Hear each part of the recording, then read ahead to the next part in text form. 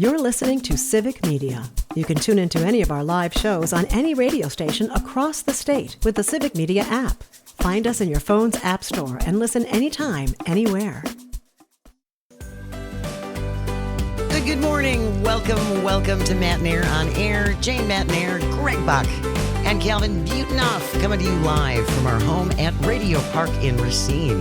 You can always join us. Call or text. The number is the same at 855-752-4842. You can also leave a comment if you're watching on the live stream on Facebook, YouTube, and what used to be Twitter. It's Friday. Dan Schaefer will be here, Civic Media's political editor and the creator of the multi-award-winning Recombobulation Area. I know we're going to talk about Jill Underly. Oh, yes. And the report in the Cap Times, among many other things. Yes. That's not going well. No. Some would say handled not well. Yeah, handled in, not good. So we'll talk about that with Dan, among many other things. For Audio Sorbet, we're just going to talk about the Bucks. We'll talk a little about the Brewers, too. About the Brewers. I realized yesterday when Paul Noonan was on the show, we didn't talk about the Brewers at all. Not even like the little hint of like, oh, it's baseball's over. It was ignored. Yeah. So we'll talk about the Brewers season and any memories that you want to share from this past season. Dan Schaefer here for Audio Sorbet. We will wrap up the show as we always do with a listener. This shouldn't be a thing. Jane, if someone is a listener listening right now with their listening ears. Yes. And they're like, I have a great idea for Audio Sorbet, or this shouldn't be a thing, or a guest, or a topic, or here's a story you might be interested in. How would they do that? How would they get in touch? Oh, it's so easy. Jane Says at civicmedia.us, JANESAYS. Email us at janesays@civicmedia.us. Like Greg said, you can send in your Tisbat suggestions, Audio Sorbet topics, anything you feel like. Send it in to Jane Says at civicmedia.us. This one was sent in from Peter. Thank you very much, Peter. Thanks, Pete. It's great. Yes. Take a breath edition. Take a breath edition of This Shouldn't Be a Thing coming your way around 10:53. So I hope you can join us for that. Wanted to share with you new data out this morning. Showed inflation heated up in September to a pace not seen since January. September Consumer Price Index showed prices rising at a 3% annual rate, up from 2.9 in August, above April's post-pandemic low of 2.3%. This is according to the Bureau of Labor Statistics. Fox reporting this morning an increase in gasoline, 4.1%, food, 0.2%, food at home, 0.3%, other things increasing, shelter, airline fares, recreation, household furnitures, and apparel. Yeah. So pretty much everything. Everything. But it's all good. But Jane. It's all good. But Jane. Greg. It's all good. It's all good. We have a clip. Yeah. From, remember Kayleigh McEnany? Yes. She was a... that sounds like a made-up name from a kid's book. Kayleigh McEnany. She was in the previous Trump administration. Oh, so she's a rhino. And now she works for Fox. Oh. And she had an announcement yesterday. Good news, everybody. Yeah? Take a listen to Kayleigh McEnany. And last but not least, one trend and true brand is making a big comeback as consumers tighten their wallets. And here it is, Hamburger Helper. The mix of mac and cheese and ground beef is seeing a surge in sales. Yay! We did it, everybody. Yay! Hamburger Helper is surging as people can't afford beef. So I guess we're going to have noodles. Well, see, there's a lot to unpack with that. Just her statement. She was very smiley. She was very smiley. Very smiley. It's like she's being paid by the glove itself. She's handing over some money. Like, here's the Hamburger Helper, people. Big Hamburger Helper. I think that it's very telling on this because, and I don't want to, I grew up eating Hamburger Helper. So did we. And Hamburger Helper was the go-to affordable. I don't want to say cheap. It's affordable. The ground beef was affordable. The box was affordable. And there you go. It was a way to stretch your meal. Yes, you could feed people with that and then have leftovers for lunch the next day, but it was an affordable way of doing it. And nothing against Hamburger Helper as an item, nothing against the people who still eat it, but her excitement while she says, well, people are Tightening their wallets. Tightening their wallets. I feel like we should focus more on that part rather than how excited we are over a food stuff that has an anthropomorphic glove pushing it. Like that is just, her excitement is almost insulting. I would agree with you. Yeah. Yes. But again, even though Fox said this morning core inflation came in up at 3% with an increase in food and shelter and airline fares and recreation and household furnishings and apparel and all those things. Yeah.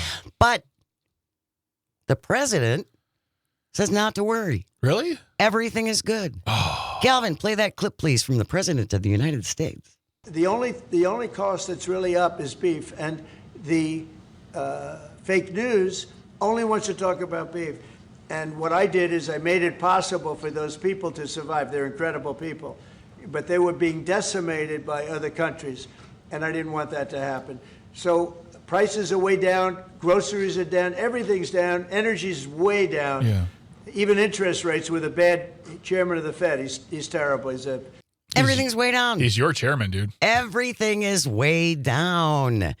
Maybe you're not actually seeing that when you go in the store. I know I'm not. I guess. But in his world, everything is down, you guys. Well, it's easy. It's like Ron Johnson. We were playing that clip of him saying that the healthcare subsidies and just the rise of costs is not going to be a major gut punch. When you're rich, it doesn't matter. Exactly. And the president has what I assume is world-class healthcare as the president of the United States. So he doesn't know about that. His food, he probably doesn't realize that some of that food he actually does have to pay for himself. That's one of the underlying rules of being president is that not everything's free. But hey, $230 million, that's going to come your way. Yeah. Point is, for those people who are still mega strong and love Donald Trump, how do you square what you see at the grocery store and at the gas pump with his words? So I hear it as lying, and my ears are pretty dumb. I'm not a genius. He says prices are down. They are not. This week, I watched gas prices overnight go up nearly 50 cents at a gas station. And Quick Trip in Kenosha. That's not a lie. So when he says prices are all down, except for beef is just crazy. You're shopping at these grocery stores too, and you're seeing prices go up. What am I missing that you know that I don't, that makes us winning, that we're not getting as people watching the prices also go up? I want you to explain to me the 4D chess that's being played right now where he says energy prices and grocery prices and all these prices are going down even though they are not. What is the secret that I am missing? 855-752-4842. Also, what kind of grocery prices are you seeing? Are you seeing them down anywhere? I'd love to know. We'll all go shop there. Yeah. That would be great. And I think it's important to point out also that in that clip that we played of Donald Trump, the people he was referring to who are suffering and struggling are the people in Argentina. Yes. He's not talking about Americans who are struggling to put food on the table. He's talking about bailing out Argentina to the tune of $40 billion because he wants to help them. I thought we didn't need any allies anymore. I mean, do we need allies? We seem to be losing them. It's America first. Yeah. I thought it was America first. Yeah. And 2 weeks ago, it was 20 billion. Then it became 40 billion. Don't be surprised when it becomes 100 billion, when it becomes a in perpetuity pledge of billions. This is not ending. This is not how that works. No. And the other thing, speaking about tagging on or prices rising. Yeah. And I saw this morning. We're not going to have a lot of time to talk about this, but the big blob of a billionaire ballroom. So he has said that this is being funded by donations from all of his donors who want access to the White House so that he can do them favors. Yeah. What about the electricity going forward? What about the maintenance of this building? What about staffing this building? What about furnishing this building? I would assume that taxpayers are going to be on the hook for that stuff. Well, yes. I mean, also, what about all the people who worked in the East Wing, which, by the way, is gone. It's gone. It's gone. Completely gone. The East Wing no longer exists on the White House. Weird. Where do all those people go? They have to be put into new spaces unless they were just fired. Because it was office space, there was living space, there was security there. Where does that go? That also costs money. Do you have to build in new spaces, do new offices in other spaces? What happens to all those individuals? This goes right back to the Qatari plane. Yes. It's not a $400 million free plane. It is a plane that needs to be, that he wants to use, that must be retrofitted to be secure like Air Force One. We pay for that. We pay for that. And then he gets to keep it. And then he gets to keep it. And there is upkeep. There is staffing. There is constant technology that needs to be replaced. Those things, if you ever want to see something actually amazing, look at the process on how they update Air Force One. They take it apart down to its ribbons and scrap and put it back together to make sure everything is good. That is going to cost us a lot of money. Yes. This East Wing ballroom is going to cost us money. And I'll be very, very technical and very petty about this. But the fact that all those individuals who are on that list of folks who they have all enjoyed massive tax breaks. That is our tax money that we've given to them. We're paying for this whole thing. For a ballroom, most of us will never get into. No. We'll never be invited. Well, I don't know if it's so much as an invitation as it is a donation. Yeah. Yeah. In that administration, it means the same thing. One gets you the other. And I feel like personally, we're just not, I don't know how to make people pay more attention to the fact that because of this president, now our White House, 1/3 of our White House is gone because he wanted a fancy ballroom. Yeah. He can do anything he wants, you know. But prices are down, folks. Congratulations. Enjoy your hamburger helper and fill up with less gas. Well, again, apparently we're going to be using hamburger helper just without hamburger. It's just helper. It's just helper. It's not even helper. So we're just going to have noodles. It's hamburger It's helpless. essentially, we're going to be eating noodles. I'm not against that. I mean, personally, that's a choice. It's a choice. It's a culinary choice. Jane, seriously, her excitement. Let's play that clip, Calvin, just one more time in case you're just joining us. This is Kayleigh McEnany from Fox with some really happy news. Yeah. Calvin, let's play that clip once more. And last but not least, one trend in True Brand is making a big comeback as consumers tighten their wallets. And here it is, Hamburger Helper. The mix of mac and cheese and ground beef is seeing a surge in sales. Who was on the side going, ugh? No, she was going, yummy. Yay, Hamburger Helper is back. Brought to you by Big Helper. Big Helper. All right. I'm sorry. I don't mean to laugh. That was just funny. That's a funny play on words. When we return, the shutdown continues, and even some Republicans are now saying, hey, Mike Johnson, there's actually work we could do. Yeah. No kidding. Right? That's all coming up. Stay close. You're listening to Matt Nair on Air on the Civic Media Radio Network. Let's go get some helper. You're listening to Civic Media. Stay up to date on the latest news and information for your local community and Wisconsin by signing up for our free email newsletter. Visit civicmedia.us/email to get started. Good morning and welcome back to Matt Nair on Air. Jane Matt Nair, Greg Bach, Sweet Galby on the board. Coming to you from our studio at Radio Park in Racine. You can always join us. Call or text. The number is the same at 855-752-4842. Leave a comment. If you're watching on the live stream on Facebook, YouTube, and what used to be Twitter, coming up in just a little bit after the 9:30 news, Dan Schaefer will be here from the recombobulation area. A lot of things to talk about, Dan, with. And good morning live stream. Dan always brings several hundred people with him to the us. live stream. So thank you so much for joining us. Really appreciate it. Right before we went to the break, we were talking about Donald Trump says, all prices are down and everything is good. And Kayleigh McEnany all excited because more people now turning to Hamburger Helper because everything's so good. And we also talked about the big blob of a billionaire ballroom. And Tiffany had a good comment. The East Wing is how the people used to enter the people's house from Tiffany in River Falls. Is it a coincidence that was demolished? Seems like the people are no longer welcome in the people's house. Yeah. That's a real good point. And yeah, we're never going to be invited there. No. Unless we can all, maybe if we all chip in together and make a donation, one of us could go. I don't want to. You know what, Jane? You can, Not interested? You can do it. You can do it. I'll be the one. Yeah.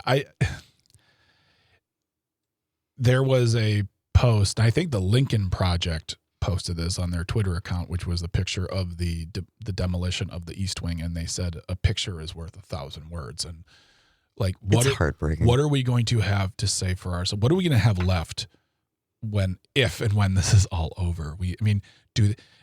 Does the next president come in and say, you know what, we're going to try to rebuild the East Wing back to where it's, or Jake Tapper made a very, very interesting point in an interview regarding this. A lot of presidents, they like to enjoy what's been done before they walk in office. They're like, it's fine. The ballroom's fine. We'll keep the ballroom. Well, if you listen to Steve Bannon, who is still out there, yes, and very influential, Steve Bannon said yesterday that Trump is going to have a third term. Yep. And he will be in office in 2028. Which I think he just said recently, like a couple months ago, that he wouldn't. Like, Bannon says the plan's in place. Yeah. Anyway, we are still in the government shutdown, thanks to Mike Johnson, essentially. And this from Alexander Willis: we need the place to be open. GOP lawmakers fume as Mike Johnson refuses to put the House into session. Lisa Murkowski from Alaska says... She's got concerns. She does. The issue is that if we're going to do substantive things like legislation, we can't just do it in the Senate. We need both bodies. We need the place to be open. We need the House to be functioning. The House has been in recess, it seems like longer than a month. I think they've only worked like 14 days in the last 3 months, House members. Yeah, because he really doesn't want to do anything about the Epstein files. Because No. that's what this is all about. Well, that and swearing in The woman from Arizona. Yeah, the new congresswoman who was duly elected, legally elected, all the votes were counted, she won, and they're just sitting on it. And if you want entertainment, watch him try to skirt past that question because he has the same answer every time. And now press people, reporters are just like, everything you're saying is untrue. Everything you're saying there's no precedent for what you're saying. You could swear her in right now. Absolutely, he could. We're talking about Mike Johnson, by the way, the Speaker of the House. It's absolutely just. I saw infuriating. an article yesterday that said that they expect that Johnson will keep the House shut down through Christmas and through New Year's because they do not, above all, they do not want to release the Epstein files. Yeah. And it might not. Many people have said that Trump's not in it. Trump is not implicated in this. It's all of the people around that they are protecting because they are protecting these people. Mm-hmm. Adelita Grijalva is her name. I just want to I'd like to be respectful. She is the congresswoman-elect from Arizona waiting to be sworn in. No reason why she can't be. No. And he has every reason to keep it closed. I almost said right. He has every reason to keep it closed because there is a portion of people who will just sit there and go, yeah, do it. We don't care. It doesn't bother me. I don't, because there are Congress people who are like, I don't have to work? Fine.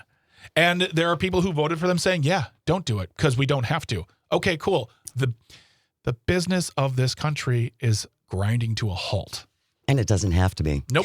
Representative Kevin Kiley, Republican from California, said in addition to this making it a lot more difficult for us to actually end the shutdown, it also means we're not doing all of the things the House was supposed to be doing this month. Even Senate Majority Leader Tom Tillis, Republican from North Carolina, said there are so many bills we're all working on.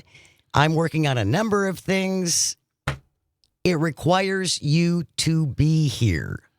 Yeah, they could be there actually doing things on behalf of their constituents. They can actually be there now. They can't get anything passed, but they can be there. But they can still meet. They can still hammer things out. There are lawmakers in Washington, D.C. working in their office, doing everything they possibly can. But yeah, we are at a place now where the government shut down, the House isn't working, and it seems to be fine. There seems to be no problem. It seems to be just, don't worry about it, Jane. This is how Because prices are down. This is how America wins. Because prices are down if you just listen to that one person. Yeah. That's all good. We have news coming up next. And then when we come back, Dan Schaefer will be here, Civic Media's political editor and the creator of the multi-award-winning Recombobulation Area. So stay close. You are listening to Matt and Air on Air, coming to you across the vast, statewide, countrywide. You can pick us up around the globe on the Civic Media Radio Network. Good morning and welcome to Matt and Air on Air. Jane Matt and Air, Greg Bach, Dr. Slide on the board, coming to you from our studio at Radio Park in Racine. You can always join us, call or text. The number is the same at 855-752-4842. Leave a comment if you're watching on the live stream. Good morning live stream on Facebook, YouTube, and what used to be Twitter. He joins us every Friday to do some recombobulating. Dan Schaefer, the political editor for Civic Media and the creator of the Recombobulation Area. Good morning. Good morning, Jane. Good morning, Greg. Always wonderful to be here with you at Radio Park in Racine to recombobulate on yet another discombobulating week. Yeah, it's certainly, there hasn't been one. There hasn't. We have never had a normal week. No, I've been on this show for 3 years or whatever it's been now as a regular guest. I don't think there's been a single time where I've come on and just be like, "Hey, this has been a normal, very chill." Yeah. Let's talk week. Recipes. Yeah. No, that hasn't happened. We're going to start off by talking about State Superintendent of Schools Jill Underly. This just keeps getting worse. It does. It does. So the background on this here is that the Cap Times published an investigation last week into how the Department of Public Instruction investigates cases of sexual misconduct and grooming among teachers. There's a lot about that story that we can't really talk about on the radio. Yes. I would encourage people to read it. It is a tough read. Yep. But it is an important story, and it prompted this Assembly Committee hearing yesterday in Madison. State Superintendent Jill Underly, who oversees the Department of Public Instruction, was invited to attend and help clear up some of the confusion about what's going on, answer some questions. This reporting, which DPI has disputed, it raises a lot of serious questions that demand answers from the head of this agency. And she did not go to the hearing yesterday. She did did send someone, a deputy, right? She had, there were a number of, people from the department, I think 3 different people from the department who attended and, were generous with their time. It was like a 3-hour hearing. They answered a lot of questions. Underly certainly put these folks in a tough position, and I think they performed admirably given the circumstances. But what's going on here? Why, if you are the head of the Department of Public Instruction, this bombshell story, a year in the making, drops from the Cap Times. She refuses to be interviewed for that story. She then disputes the reporting in that story. And then, if you're not going to answer questions from a journalist, sometimes you're going to end up answering questions in a committee hearing. Yeah. Mm-hmm. And that's what happened yesterday. And instead of showing up, she was out of state at her alumni at Indiana University receiving a Distinguished Alumni Award instead of answering questions about the safety of children in schools in the state of Wisconsin. It was unacceptable that she was not there. Absolutely. This just gets worse and worse and worse. From a professional standpoint, it was unacceptable. From a political standpoint, it was stupid. It was. This is absolutely she has gone into her second term as the head of DPI. There's no way she didn't know about these things. There were so many chances for her to get ahead of it. Yes. And say something and Yes. come forward, come clean and say, we do this. We recognize the problem and we will work on a solution. And we're telling you now because it's important for transparency. And she didn't do any of those things. And she didn't. And she walked right into an election and won it. And also, I keep on thinking about Tony Evers. This is his last year. And This is going to be the albatross around his neck, trying to get things done, and this is what people are going to want to talk about. And she goes to Indiana to get an award. I don't understand the thing. This also speaks, though, to her attitude towards the election as far as she was so not really the campaigning was not sparkling, in my opinion. This is not the first time that she was said oh, I have other obligations when she was invited to. I think there was like a Marquette, Debate. basically a Was it debate. a debate? Yeah, Yeah. it was Yeah. a debate. Yes. Yep. And was politics at a forum or whatever it might be. And then she said no to this and no to that, and just didn't want to come answer questions from journalists. And if you are the state superintendent, why are you running from these situations over and over and over again? Tom McCarthy, Deputy State Superintendent at DPI, told lawmakers during that hearing the state database used to display an educator's license status could include more information about why their license was revoked or surrendered, changes that lawmakers called for on Thursday. From what I understand, and correct me if I'm wrong, Dr. Underly's position is that there are problems within the reporting system.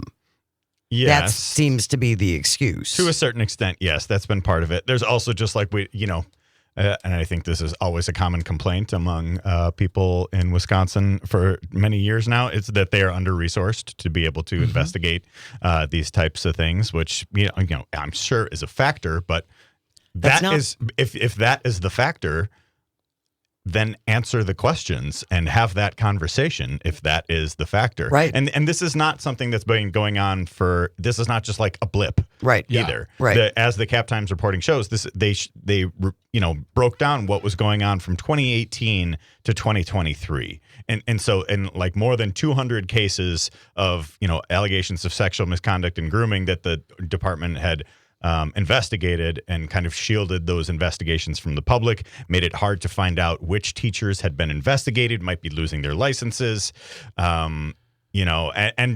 Republicans are all over this. Like they called this committee hearing. They've had press conferences. They've demanded answers. Tom Tiffany had a press conference himself in front of the state capitol yesterday as part of his campaign for governor. And I've been very frustrated to see how quiet Democrats have been in the face of this. I know Underly is, she's a Democrat. She was endorsed by the Democratic Party in the election. But at the same time, why are we just remaining silent on a major issue that demands a level of accountability? If there are, confusion about this or whatever, have the conversation and have that, look for those answers.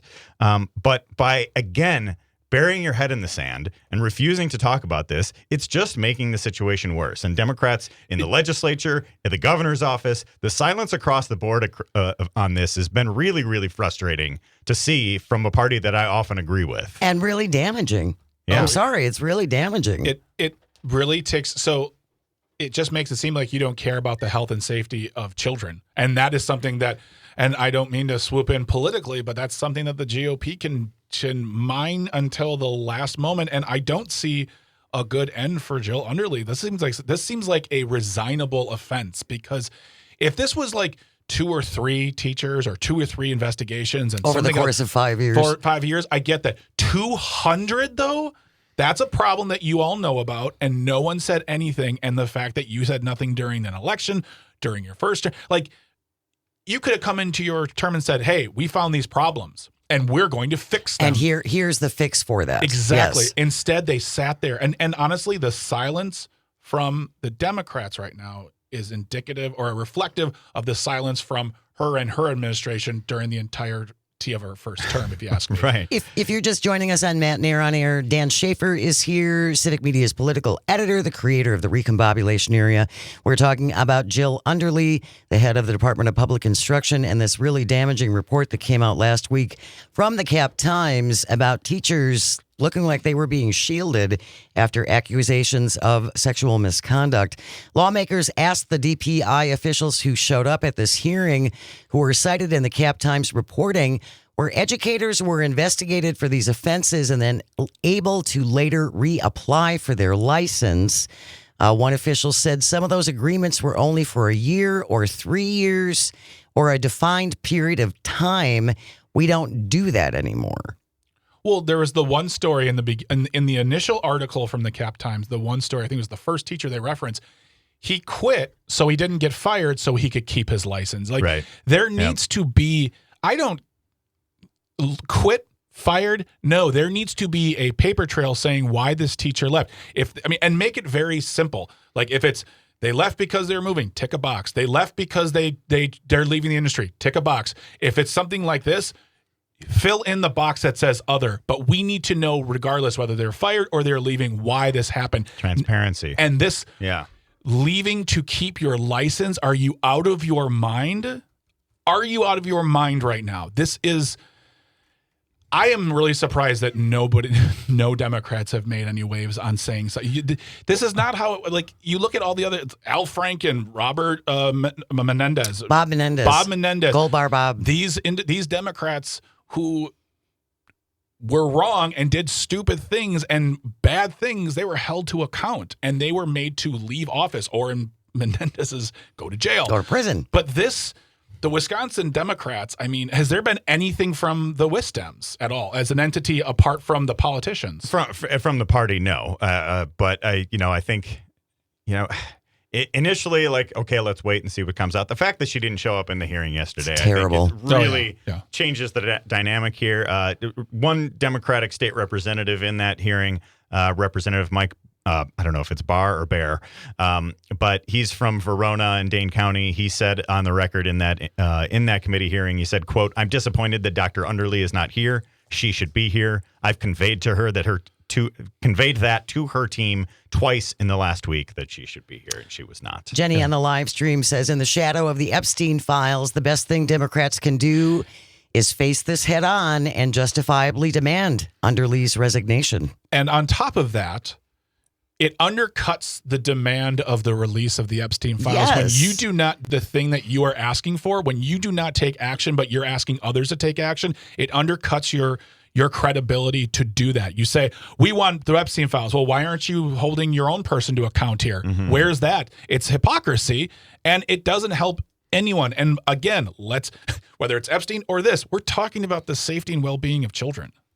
And, this wasn't even the only negative story that came out over the last week and a half here about Underly and DPI and what's going on. There was another story in Wisconsin Public Radio with the headline, "Audit finds nearly a quarter of Wisconsin schools missed financial deadlines." So there was this big dust-up last year about Milwaukee, right? About MPS missing its deadline, and that information coming out right after the city election voted in favor of increasing their property taxes for a referendum to pay for what was going on at MPS. This finds that Milwaukee was not only not the only school to do that, a quarter of all schools were in the same position. And it's just over and over again, there are these examples of just mismanagement and poor leadership coming from this agency. And you know what? I think it's makes Democrats politically vulnerable on an issue that they had been that had been a strength for them for so long, which is education. Yes. Jenny, again, if Democrats want to be the party that says we address what needs to be addressed, even if it hurts us politically, this is how you prove that you care. Yeah. She's not wrong. And it's going to be a long time before a Democrat can stand up and say, we want more money for schools. Well, why? Everything you've done has shown that you can't manage the schools. You can't manage their safety. You can't manage their financials, their budgets, and the kids can't read. Those are easy responses from the GOP. There's more nuanced discussions within that topic. But when Democrats say we want more money, Republicans can say, for why? What have you done? Anything? And Tom Tiffany held a press conference within hours of this. I'm sure of this committee hearing happening. Yeah, they're jumping all over this. They recognize this as an issue that they can win on. And Democrats are silent again. Yeah, Democrats it feels like Biden debate situation all over again. Yeah. Better step up. Silence for absolutely no reason. We're going to continue our conversation with Dan Schaefer. Stay close. You are listening to Matt Nair on Air. This is the Civic Media Radio Network. Don't go away. You're listening to Civic Media. Find the latest news, information, and archives of all your favorite shows on the Civic Media website, civicmedia.us. Good morning. Welcome back to Matt Nair on Air. Jay Matt Nair, Greg Bach, our one, our only Cal Zone on the board. Coming to you from our studio at Radio Park in Racine. Join us, call or text at 855-752-4842. You can also leave a comment if you're watching on the live stream. We stream on Facebook, YouTube, and what used to be Twitter. He joins us every Friday. Civic Media's political editor, creator of the Recombobulation Area, Dan Schaefer, is here. You've had quite a busy week. I've had a weird week in a lot of ways. Yeah. What's going on? Should we talk about my weird week here? Yes. All right. Discombobulating times as always. So I had a couple different things where, I don't know, stuff that I posted on Twitter. We're still calling it Twitter. Just random thoughts? Just one of these things ended up referenced in the New York Times. Really? We can talk about that. And another led to multiple segments on News Talk 1130, going back and forth a little bit with one of their morning show hosts, Jay Weber. And so this is, how do I get myself into these situations, Jane? Because you still use Twitter. I mean, I guess that's part of it. What happened? But okay, so first let's talk about the New York Times piece. So I posted the New York Times ran a piece this week about Mandela Barnes and his potential candidacy for governor in Wisconsin with the headline, "This Democrat lost a big race. The party is uneasy about his return." I believe you guys have referenced this story I saw this that. week. Yep. Yes. So in it referenced a Twitter poll that I ran. That's right. So it was the day Josh Call said he was going to run for re-election. I was like, well, the one big question left is Mandela Barnes. So I put the question out there. Do you think, or should Mandela Barnes run for governor was the question. So I had yes, no, and show results as the answers. Yes was 21%, no was 57%, and show results was 22%. So I was genuinely surprised at how few yeses there were. Oh, no, were you really? I was. Yeah. I thought the fact that, he ran a statewide race. I have a pretty left-leaning Twitter following. I thought, hey, he's a well-liked Democrat in Wisconsin. People probably want to see somebody like that run again. I was very surprised at how many people said no and how few people said yes in that. And I know we've talked about this on the show. Jane, you've made your thoughts on this clear. I think he's a very nice man. I do not see the substance there. I just don't. I don't see the depth. I don't see the substance. I do not see him as being an effective candidate for governor. I just don't. I don't know what he brings to the table that the other candidates haven't already talked about or bring with their experience when you talk about Fran Hung or Kelda Royce, Sarah Rodriguez, or especially David Crowley, who, honestly, he's a guy who runs a county. That's good stepping stone towards running a state. Mandela Barnes is, to me, he is an activist. He is an advocate. He works in that social justice community organizing, and that's great. I don't think he brings a lot to the table elections-wise. Well, I just think people are, my sense of it is just that people are apprehensive about it because he lost. Yeah. And I think we're seeing different responses from different sides of the aisle on candidates who have run and lost and would run again. Right. And I think we saw it this week with Attorney General candidate Eric Toney, the Fond du Lac County District Attorney. He lost to Josh Call 4 years ago. He's running again. But I saw a lot of the conservative media saying, hey, it's going to be different this time. Right. Sure. I've also seen Tim Michaels posited again as coming back to run again for governor. That would make 3 times. Yeah, I saw that too. That was from Dan O'Donnell, who also said that my column about Evers dropping out was part of a coup to install Ben Wickler as governor. So I'm going to take anything Mr. O'Donnell says with the entire salt shaker. Oh, that's when I need to have the X-Files theme song, obviously. I love when they... Oh, my gosh. Wait. Go back. Sorry. Say that one more time. So when I wrote my column this summer saying that Tony Evers should not run for a 3rd term, that he should pass the torch to the next generation of Democratic leaders. Yes.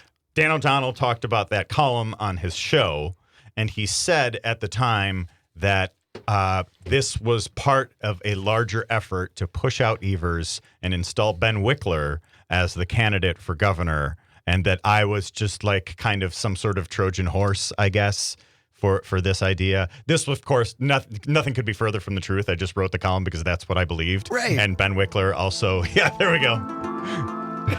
Thanks, Kellen. Wow. I missed that. Yeah, maybe it was when you were on vacation or something. But yeah. You influence peddler. I didn't. Ooh. So that was part of that. So I'm taking any of Dan O'Donnell's reporting on the governor's race with, again, the entire salt shaker. So we shall see what exactly comes from the potential Tim Michael. But it's Tim Michaels ran for Senate and then ran again for governor years later. Brad Schimmel ran for Attorney General, ran for state Supreme Court years later. Dan Kelly ran twice for there's all these repeat candidates, and it hasn't worked for any of them. Yeah. Now they're just saying Tony's going to be the guy this time. Well, and I saw Dewey Strobel's name come up Oh yesterday. my God. Yeah. It's like, are there no younger people who want to do these jobs? Is there no bench at right? all? At all? Yeah. We just keep going back and going back. I'm really surprised they haven't just said, "Oh, Tom Tiffany, you're good," and just walked away and said, "I'll do other things." I mean, honestly, like, he'd be the perfect representative for their guy. He would just do whatever Trump said, and they would be happy. So the fact that they're I think there's concern about Tiffany too, because it's as our own Mark Becker from Rational Revolution posted on I said on his show last week. He talked with Tommy Thompson, and Tommy Thompson told him that he doesn't think Tiffany can win. Yes, that was. I saw that tweet from you. I listened to that, and it was a very frank conversation. Yeah. Yeah, and I'm surprised he said it on air. Yeah, and Tommy Thompson was saying that he doesn't think Tiffany can win enough votes in Dane and Milwaukee County to win a statewide race. But Tommy thinks he could. Tommy thinks he could. Okay. He always thinks he could. Yes. This just in, Tommy Thompson still thinking about it. We have news coming up next, and then when we will continue recombobulating with Dan Schaefer. Stay close. You are listening to the Civic Media Radio Network. This is Matt Mayer on Air. We'll be right back. The national news cycle never stops, but it can be hard to find news about your local community. Civic Media is dedicated to providing quality local and state news coverage across Wisconsin. With the Civic Media app, you can get notifications about local stories that matter to you and your community. Find the free Civic Media app in your phone's app store and choose notifications from the menu to tell us what kind of news you want to hear about.